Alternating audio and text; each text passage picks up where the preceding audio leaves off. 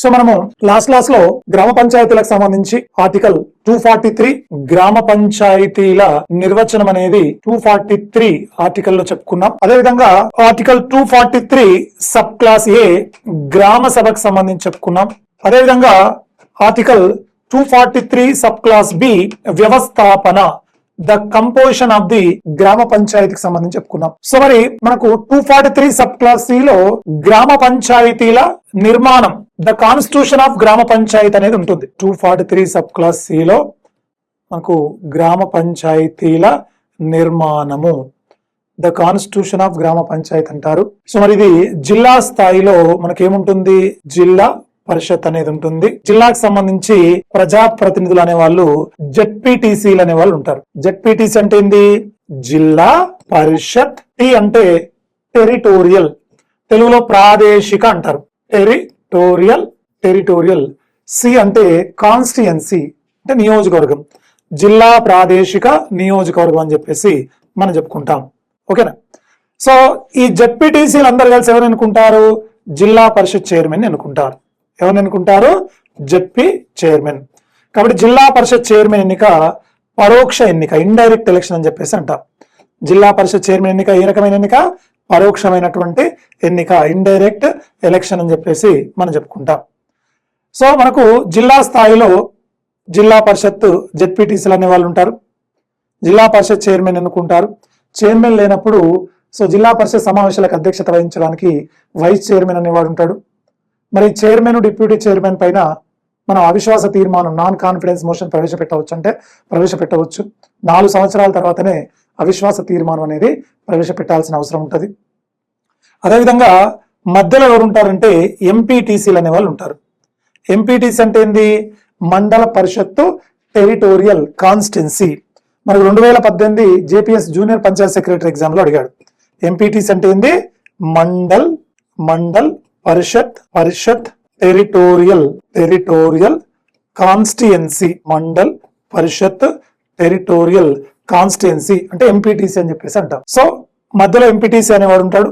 ఈ ఎంపీటీసీలు ప్రతి 3000 నుంచి 4000 జనాభాకి ఒక ఎంపీటీసీ అనేవాడు ఎన్నికవుతాడు. ఎవ్రీ 3000 to 4000 పాపులేషన్ కి ఒక ఎంపీటీసీ అనేవాడు ఎన్నికవుతాడు. ఒక మండలంలో కనీసం 7 ఎంపీటీసీలు ఉంటారు, గరిష్టం 23 మంది ఎంపీటీసీలు ఉంటారు. మరి ఎంపీటీసీలు అందరిని కలిసి ఎవరు ఎన్నుకుంటారంటే ఎంపీపీని ఎన్నుకుంటారు. ఎంపీటీసీలు అందరు కలిసి ఎవరు ఎన్నుకుంటారు, ఎంపీపీ అంటే ఏంది, మండల్ పరిషత్ ప్రెసిడెంట్ అంటాం. మండల్ పరిషత్ ప్రెసిడెంట్ ఎంపీపీ. సో మరి ఈ ఎంపీపీ ఎన్నిక ఏ రకమైన ఎన్నిక, పరోక్షమైనటువంటి ఎన్నిక, ఇండైరెక్ట్ ఎలక్షన్ అని చెప్పేసి అంటారు. ఏ రకమైన ఎన్నిక, పరోక్షమైనటువంటి ఎన్నిక. ఇప్పుడు జిల్లా స్థాయిలో ఉండే జిల్లా పరిషత్ చైర్మన్ పరోక్షంగా ఇండైరెక్ట్ గా ఎలక్ట్ అయ్యాడు. మండల స్థాయిలో ఉండేటువంటి మండల పరిషత్ ప్రెసిడెంట్ కూడా ఇండైరెక్ట్ గా ఎలక్ట్ అయ్యాడు. మరి గ్రామ స్థాయిలో ఉండేటువంటి గ్రామ సర్పంచ్ అనేవాడు ప్రత్యక్షంగా ఎన్నికవ్వాలా పరోక్షంగా ఎన్నికవ్వాలనేది ఆ రాష్ట్ర శాసనసభ నిర్ణయిస్తుంది. కన్సర్న్ స్టేట్ లెజిస్లేటివ్ అసెంబ్లీ అనేది డిసైడ్ చేస్తుంది. సో ఒక గ్రామ సర్పంచ్ ఎన్నిక ప్రత్యక్షంగా ఎన్నిక కావాలా పరోక్షంగా ఎన్నిక కావాలనేది ఎవరు నిర్ణయిస్తారు, ఆ రాష్ట్ర శాసనసభ నిర్ణయిస్తుంది. దీని ప్రకారము ఆంధ్రప్రదేశ్ మరియు తెలంగాణ రాష్ట్రాలలో గ్రామ సర్పంచ్ అనేవాడు ప్రత్యక్షంగా ఎన్నికవుతున్నాడు. ఎలా ఎన్నికవుతున్నాడు, ప్రత్యక్షంగా ఎన్నికవుతున్నాడు. అదేవిధంగా పార్టీ రహితంగా ఎన్నికవుతున్నాడు. ఎలా ఎన్నికవుతున్నాడు, నాన్ పొలిటికల్ పార్టీస్ బేస్ మీద పార్టీ రహితంగా ఎన్నికవుతున్నాడు. సో కాబట్టి గ్రామ సర్పంచ్ అనేవాడు ప్రత్యక్షమా పరోక్షం అనేది ఆ రాష్ట్ర assembly, concern state legislative assembly నిర్ణయిస్తుంది. ఆ రాష్ట్ర శాసనసభ నిర్ణయిస్తుంది. ఎవరు నిర్ణయిస్తారండి, ఆ రాష్ట్ర శాసనసభ నిర్ణయిస్తుంది. సో ఈ నిర్మాణానికి సంబంధించి భారత రాజ్యాంగంలో ఏ ఆర్టికల్లో ఉంటుందంటే ఆర్టికల్ 243 సబ్ క్లాస్ సిలో ఉంటుంది. స్థానిక స్వపరిపాలనలో మార్పులకు చేర్పులకు సంబంధించి ఆ రాష్ట్ర శాసనసభ ఏవైనా మార్పులు చేయొచ్చు.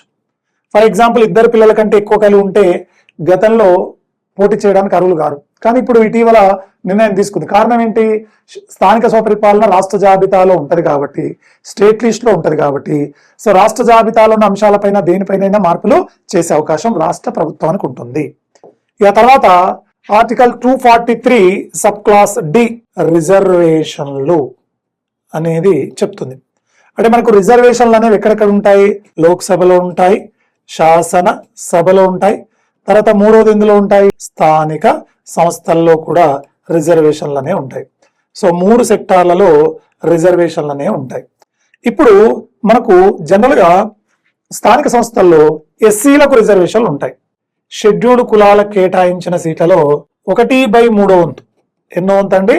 1/3 వంతు మహిళలకు కేటాయిస్తారు. అదేవిధంగా ఎస్టీలకు కేటాయించిన సీట్లలో 1/3 వంతు మహిళలకు కేటాయిస్తారు. అంటే మనకు లోక్సభ శాసనసభలో ఎస్సీ ఎస్టీ రిజర్వేషన్లు మాత్రమే ప్రస్తావించారు, కానీ బీసీ రిజర్వేషన్ లోక్సభ శాసనసభ ఎన్నికల్లో ఉండదు. కానీ స్థానిక సంస్థల ఎన్నికల్లో ఏముంటది? బీసీలకు కూడా రిజర్వేషన్లు అనేవి ఉంటాయి. సో బీసీలకు కేటాయించే సీట్లలో 1/3 వంతు మహిళలకు కేటాయిస్తారు. మొత్తం మీద స్థానిక సంస్థల్లో మహిళలకు ఎన్నో వంతు కేటాయిస్తారు? 1/3 వంతు కేటాయిస్తారు. సో మరి ఈ స్థానిక సంస్థల్లో అనేవి రాష్ట్ర జాబితాలో ఉంటాయి కాబట్టి రాష్ట్రాలు ఏం చేసుకుంటున్నాయి? సో 50% రిజర్వేషన్ కూడా ఇస్తున్నాయి. ఇలా భారతదేశంలో 21 రాష్ట్రాలు, 2 కేంద్రపాలిత ప్రాంతాలు సో 50% రిజర్వేషన్ కల్పిస్తున్నాయి. ఎక్కడ? స్థానిక సంస్థల్లో. ఓకేనా? అయితే ఇట్లా స్థానిక సంస్థల్లో మహిళలకు 50% రిజర్వేషన్ కల్పించినటువంటి తొలి రాష్ట్రం ఏదంటే బీహార్ రాష్ట్రం అండి. తొలి రాష్ట్రం ఏదంటే బీహార్ రాష్ట్రము 1995 అని చెప్పేసి చెప్పుకుంటాం. ఓకేనా? అయితే ఈ యొక్క స్థానిక సంస్థలకు ఏదైతే 106 రాజ్యాంగ సవరణ చట్టము 106 కాన్స్టిట్యూషన్ అమెండ్మెంట్ యాక్ట్ ద్వారా 2023 సంవత్సరంలో మహిళా రిజర్వేషన్లు 33% ఉంది కదా, ఇది కూడా ఈ యొక్క 73 రాజ్యాంగ సవరణ ద్వారా స్థానిక సంస్థలకు వర్తిస్తుంది. స్థానిక సంస్థలకు 106 రాజ్యాంగ సవరణ చట్టం ద్వారా మహిళా రిజర్వేషన్ వర్తిస్తుంది. స్థానిక సంస్థలకు NOTA option none of the above, NOTA option none of the above అనేది కూడా వర్తిస్తుంది. ఓకేనా? అదేవిధంగా ఈ యొక్క 73 రాజ్యాంగ సవరణకు సంబంధించి 73 రాజ్యాంగ సవరణకు సంబంధించి రిజర్వేషన్లు అనేవి ఎస్సీలకు ఉంటాయి, ఎస్టీలకు ఉంటాయి, బీసీ రిజర్వేషన్ కూడా ఉంటాయి. అయితే ఎస్సీ ఎస్టీలకుతో పాటు బీసీలకు ఎంత శాతం ఉండాలి రిజర్వేషన్లు అనేది ఆ రాష్ట్ర శాసనసభ కన్సర్న్ స్టేట్ లెజిస్లేటివ్ అసెంబ్లీ నిర్ణయిస్తుంది. ఎవరు నిర్ణయిస్తారండి? ఆ రాష్ట్ర శాసనసభ నిర్ణయిస్తుంది. సో మరి మనకు 110వ రాజ్యాంగ సవరణ బిల్లు, ఏ రాజ్యాంగ సవరణ అండి? 110వ రాజ్యాంగ సవరణ బిల్లు 110 కాన్స్టిట్యూషన్ అమెండ్మెంట్ బిల్ అండి, ఇది యాక్ట్ కాదు. 2009 ద్వారా సో స్థానిక సంస్థల్లో మహిళలకు 50% రిజర్వేషన్ కల్పించాలని భారత ప్రభుత్వం ప్రతిపాదించింది. ఏ అమెండ్మెంట్ బిల్ ద్వారా? 110 కాన్స్టిట్యూషన్ అమెండ్మెంట్ బిల్ ద్వారా మహిళలకు 50% రిజర్వేషన్ కల్పించాలని బిల్ ప్రపోజల్ చేసింది, కానీ అది బిల్లుగానే ఉంది కానీ ఇంకా యాక్ట్ కాలేదు, చట్టం కాలేదు. ఇక తర్వాత 243 సబ్ క్లాస్ ఈ ఏం చెప్తుందంటే గ్రామ పంచాయతీలకు సంబంధించినటువంటి పదవి కాలం గురించి చెప్తుంది. పదవి కాలం. సో సాధారణంగా గ్రామ పంచాయతీల పదవి కాలం ఎంత ఉంటుంది? 5 సంవత్సరాలు ఉంటుంది. సో గ్రామ సభ యొక్క తొలి సమావేశం జరిగిన రోజు నుంచి లేదా గ్రామ పంచాయతీ తొలి సమావేశం జరిగిన రోజు నుంచి 5 సంవత్సరాలు ఉంటుంది. సో మధ్యలో ఏ కారణం చేతైనా రద్దు చేస్తే 6 నెలల్లోపు ఎన్నికలు జరపాలి. 5 సంవత్సరాలు ఏముంటుందండి? పదవి కాలం అనేది ఉంటుంది. ఓకేనా? Right. So article 243 sub class ఈ ప్రకారము గ్రామ పంచాయతీల పదవి కాలం ఎప్పటి నుంచి 5 సంవత్సరాలు ఉంటుంది? తొలి సమావేశం నుండి 5 సంవత్సరాల పదవి కాలం అనేది ఉంటుంది. ఓకేనా? మధ్యలో ఏ కారణం చేతైనా ఖాళీ ఏర్పడితే 6 నెలల్లోపు ఎన్నికలు జరపాలి. ఇక సపరేట్ 6 నెలలే ఉందనుకోండి, 4.5 సంవత్సరాల తర్వాత పదవి కాలం ఏర్పడితే రిమైనింగ్ 6 నెలల కోసము ప్రత్యేకంగా ఎన్నికలు ఏమీ జరపారు. ఒకవేళ గ్రామ పంచాయతీల పదవి కాలం ముగిసినప్పటికీ ఒకవేళ ఎన్నికలు జరపకపోతే రిజర్వేషన్లను కన్ఫర్మ్ కాకపోవడము అనేక కారణాల చేత సో ప్రభుత్వం ఎన్నికలు నిర్వహించలేని పరిస్థితి ఉంటే 6 నెలల వరకు ఎక్స్టెండ్ చేసుకోవచ్చు గ్రామ పంచాయతీలకు సంబంధించినటువంటి విషయంలో. ఓకే, ఇక 243లో గ్రామ పంచాయతీల పదవి కాలానికి సంబంధించి చెప్పడం జరుగుతుంది. ఇక తర్వాత 243F ఆర్టికల్ 243F అనేది ఏం చెప్తుందంటే అర్హతలు అనర్హతలు అనేది చెప్తుంది. క్వాలిఫికేషన్స్ అండ్ డిస్క్వాలిఫికేషన్స్ అని చెప్పేసి అంటాం. ఏమంటారండి? అర్హతలు అనర్హతలు. అర్హతలు అనర్హతలు. సో గ్రామ పంచాయతీలకు సంబంధించినటువంటి అర్హతల విషయంలో మనం చూస్తే సాధారణంగా ఏదైనా సరే భారతీయ పౌరుడే ఉండాలి, కామన్ ఇది. సో భారతీయ పౌరుడై ఉండాలి. తర్వాత మనం చూస్తే ఎన్ని సంవత్సరాల నుండి ఉండాలి? 21 సంవత్సరాలు. సర్పంచ్గా పోటీ చేసే వ్యక్తి కనీస వయసు ఎంత ఉండాలండి? 21 సంవత్సరాల నిండి ఉండాలి. మినిమం 21 ఇయర్స్ ఉంటుంది, గరిష్ట వయసు అనేది లేదు. సో కనీస వయసు 21 సంవత్సరాల నిండి ఉంటుంది, గరిష్ట వయసు అనేది లేదు, ఎన్నేళ్ళకైనా పోటీ చేయొచ్చు. అదేవిధంగా సర్పంచ్గా పోటీ చేసే వ్యక్తి ఆ గ్రామంలో ఓటరై ఉండాలి. అదేవిధంగా మనము ఆ రాష్ట్ర ప్రభుత్వం నిర్ణయించిన ఇతర అర్హతలు కలిగి ఉండాలి. ఇతర అర్హతలు కలిగి ఉండాలి. కన్సర్న్ స్టేట్ గవర్నమెంట్ నిర్ణయించిన ఇతర అర్హతలు ఏముండాలి? కలిగి ఉండాలి. సో అదేవిధంగా మనకు సర్పంచ్గా పోటీ చేయాలంటే జనరల్ అభ్యర్థికి డిపాజిట్ ఎంత ఉంటుందంటే 2000 రూపాయలు ఉంటుంది. ఒక గ్రామ సర్పంచ్గా పోటీ చేయాలంటే సో జనరల్ అభ్యర్థికి 2000 రూపాయలు ఉంటుంది. షెడ్యూల్డ్ కులాల వారికి, షెడ్యూల్డ్ తెగల వారికి 1000 రూపాయలు ఉంటుంది. ఎస్సీ ఎస్టీల వారికి ఎంత ఉంటుంది? 1000 రూపాయలు ఉంటుంది. మరి ఈ డిపాజిట్ మొత్తం తిరిగి పొందాలంటే ఎంత శాతం ఓట్లు పొందాలంటే పోలై చెల్లిన ఓట్లలో 1/6 వంతు ఓట్లు పొందాలి. ఎన్నో వంతు ఓట్లు పొందాలి? 1/6 ఓట్లు పొందాల్సినటువంటి అవసరం ఉంటుంది. పోలైన ఓట్ల, పోలై చెల్లిన ఓట్లు అంటే పోలై చెల్లిన ఓట్లలో. ఓకేనా? అదేవిధంగా మనము డిపాజిట్లు అన్నాం కాబట్టి మనం ఒక్కసారి చూస్తే ఒక జెడ్పీటీసీగా పోటీ చేసే వ్యక్తికి జనరల్ అభ్యర్థికి 5000 రూపాయల డిపాజిట్ ఉంటుందండి. ఎంత ఉంటుంది? 5000 రూపాయల డిపాజిట్ ఉంటుంది. అదేవిధంగా షెడ్యూల్డ్ కులాల వారికి, ఎస్సీ ఎస్టీల వారికి 2500 రూపాయలు ఉండాలి. ఎస్సీ ఎస్టీల వారికి ఎంత ఉండాలి? 2500 ఉండాలి. ఒక ఎంపీటీసీగా పోటీ చేయాలంటే జనరల్ అభ్యర్థికి 2500 ఉంటుంది. షెడ్యూల్డ్ కులాల వారికి, షెడ్యూల్డ్ తెగల వారికి 1250 రూపాయలు ఉంటుంది. అదేవిధంగా వార్డ్ మెంబర్గా పోటీ చేయాలంటే జనరల్ అభ్యర్థికి 500 రూపాయలు ఉంటుంది. వార్డ్ మెంబర్గా పోటీ చేయాలంటే జనరల్ అభ్యర్థికి ఎంత ఉంటుంది? 500 రూపాయలు ఉంటుంది. ఎస్సీ ఎస్టీలకు ఎంత ఉంటుందంటే 250 రూపాయలు ఉంటుంది. ఎంత ఉంటుందండి? 250 రూపాయలు అనేది ఉంటుంది. ఓకేనా? 243F ఆర్టికల్లో గ్రామ పంచాయతీలకు సంబంధించినటువంటి అర్హతలు అనేవి మనం చెప్పుకున్నాం. అయితే గతంలో 1995 మే 30 కంటే ముందు 2 పిల్లల కంటే ఎక్కువ కలిగి ఉంటే స్థానిక సంస్థల ఎన్నికల్లో పోటీ చేయడానికి అర్హులు గారు. కానీ ఇటీవల ఆంధ్రప్రదేశ్ ప్రభుత్వము, తెలంగాణ ప్రభుత్వం ఏం చేసిందంటే ఈ నిబంధన ఎత్తేసింది. సో 1995 మే 30 తర్వాత 2 పిల్లల కంటే ఎక్కువ కలిగి ఉంటే స్థానిక సంస్థల ఎన్నికల్లో పోటీ చేయడానికి అర్హులు కారు అని చెప్పేసి మనకు చెప్పడం జరుగుతుంది. ఓకే, తర్వాత 243F ఆర్టికల్ తర్వాత 243G ఆర్టికల్ మనకు చెప్తుంది. సో 243G ఆర్టికల్ ఏం చెప్తుందంటే గ్రామ పంచాయతీలకు సంబంధించినటువంటి అధికారాల గురించి చెప్తుంది. దేని గురించి అండి? 243G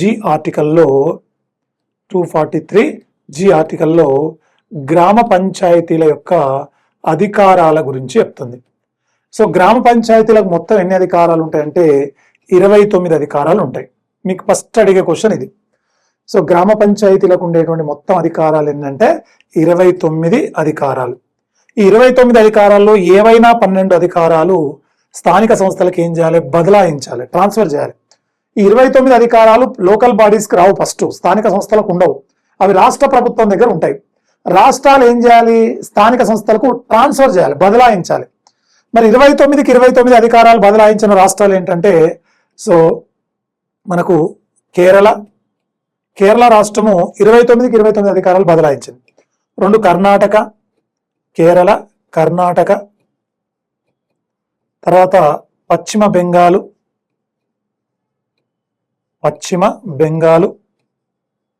నెక్స్ట్ తమిళనాడు,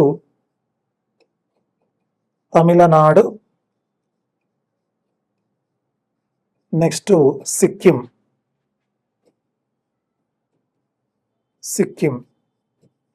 సో 29కి 29 అధికారాలు బదలాయించిన రాష్ట్రాలు 5.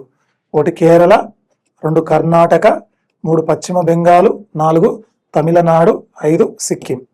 సో 29కి 29 అధికారాలు బదలాయించారు. ఓకేనా? సో ఈ 29 అధికారాల్లో మనం జనరల్గా గ్రామ పంచాయతీలకు సంబంధించి ఈ క్రింది వాళ్ళలో గ్రామ పంచాయతీ యొక్క అధికారం కానిదేది, అధికారం అయినదేది అని అడిగినప్పుడు మనకి ఈ రకంగా అడగడం జరుగుతుంది. సో ఏమేమి ఉన్నాయి గ్రామ పంచాయతీలకు సంబంధించినటువంటి అధికారాలు అనేది ఒక్కసారి చూసే ప్రయత్నం చేద్దాం. సో వ్యవసాయము సంబంధిత అధికారాలు, వ్యవసాయము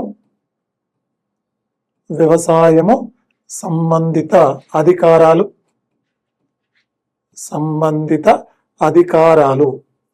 వ్యవసాయము సంబంధిత అధికారాలు. 2 భూ సంస్కరణ, ల్యాండ్ రిఫార్మ్స్, భూ సంస్కరణలు. 2 ఏంటి? భూ సంస్కరణలు. 3 మనం ఒకసారి చూస్తే చిన్న నీటి పారుదల, వాటర్ షెడ్లు. 4 చేపల పెంపకము,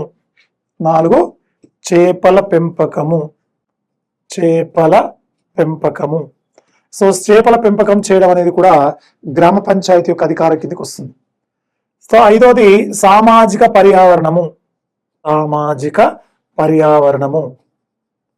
తర్వాత 6 ఖాదీ మరియు చేనేత పరిశ్రమలు, హ్యాండిక్రాఫ్ట్స్. ఓకేనా? ఖాదీ అంటే బట్టలకు సంబంధించినవి. ఓకేనా? సో తర్వాత 7వది గృహ నిర్మాణము.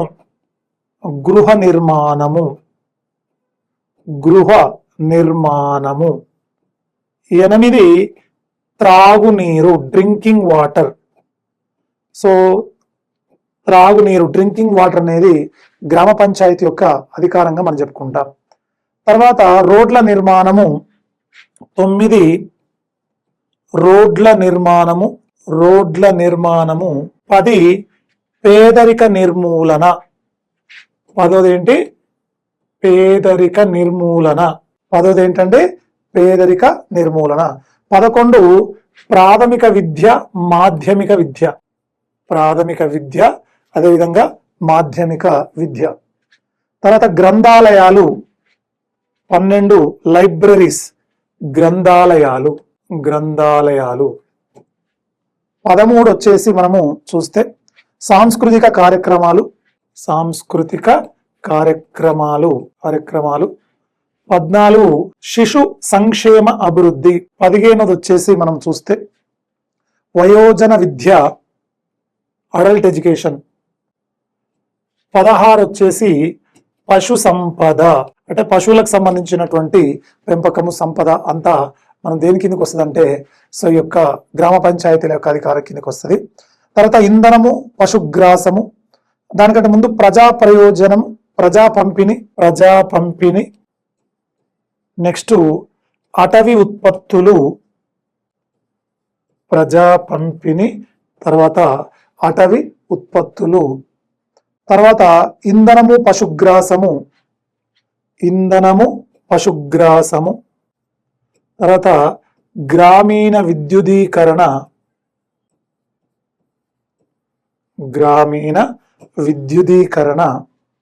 తర్వాత మనం చూస్తే ప్రత్యామ్నాయ ఇంధన వనరులు. 22 వచ్చేసి సాంకేతిక శిక్షణ, వృత్తి విద్య. తర్వాత 23 వచ్చేసి మనం చూస్తే సో ఆరోగ్య పరిశుభ్రత.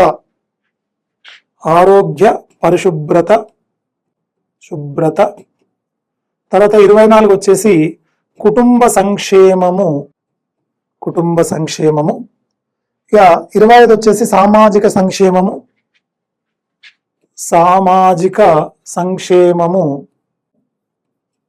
తర్వాత 26 వచ్చేసి బలహీన వర్గాల సంక్షేమము, ప్రభుత్వ ఆస్తుల నిర్వహణ. తర్వాత 28 వచ్చేసి సంతలు, మార్కెట్లు.